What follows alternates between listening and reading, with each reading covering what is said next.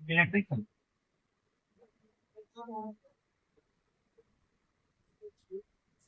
वैद्युत क्षेत्र, electric field को क्या बोलते हैं?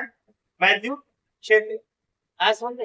देखिए, अब सपोज करिए हमारे पास एक कंडक्टर है। क्या है?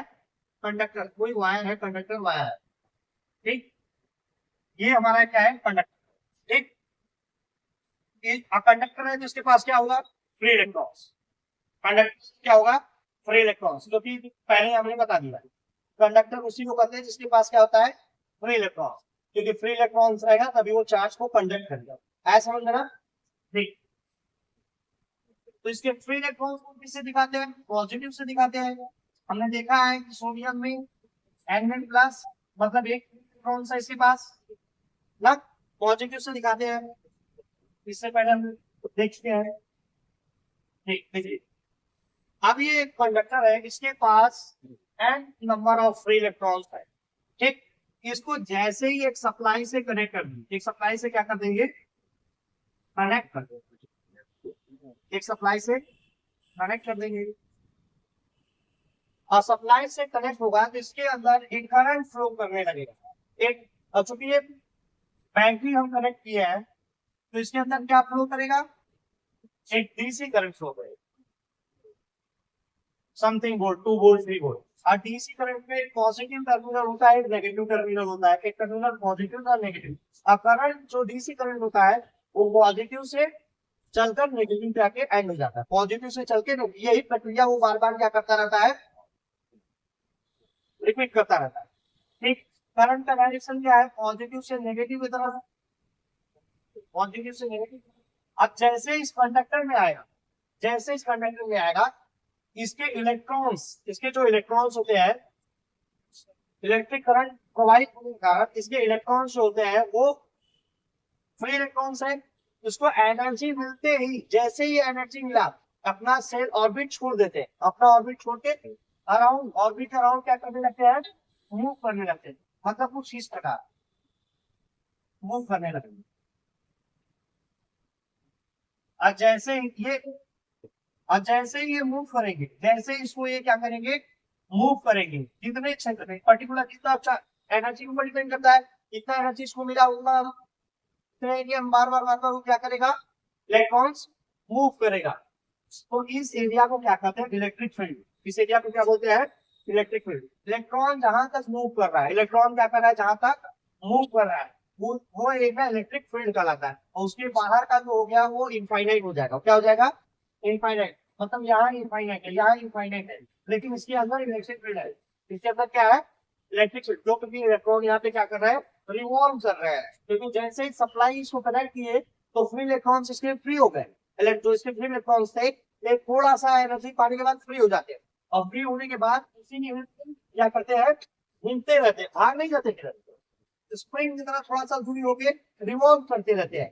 और रिवॉल्व जैसे सप्लाई कट होगा फिर अपने जगह पे क्या जाते हैं? अपनी जगह पे आके बैठ जाते हैं। इस दौरान जब वो रिवॉल्व करते रहते हैं तो उनका स्पेस खाली होता है, उसमें चार्ज आ जाते हैं।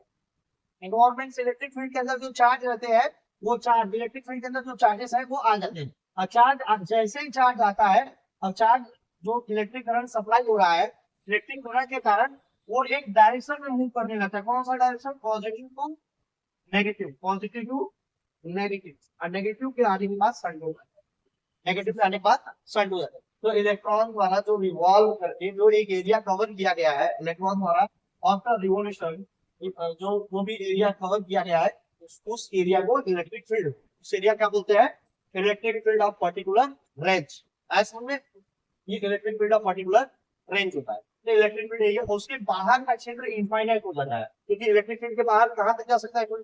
अगर उसके बाहर कोई चार्ज है तो इनफाइनाइट में, और उसके अंदर कोई चार्ज है तो इलेक्ट्रिक फील्ड के अंदर है। और ये जो यहाँ इलेक्ट्रॉन के बीच में जो गैप होता है, अगर एक इलेक्ट्रॉन गया तो इस इलेक्ट्रिक फील्ड के अंदर जो चार्ज फ्रीली मूव कर रहे थे, वो चार्ज इस इलेक्ट्रॉन की जगह पे आके बैठ जाते हैं। अब क्योंकि आप जानते हैं तो चार्ज होता है, क्या होता है?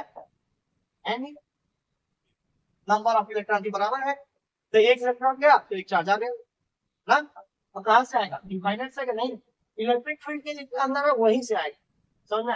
और यही प्रक्रिया बार बार क्या होता है? रिपीट होता है ना।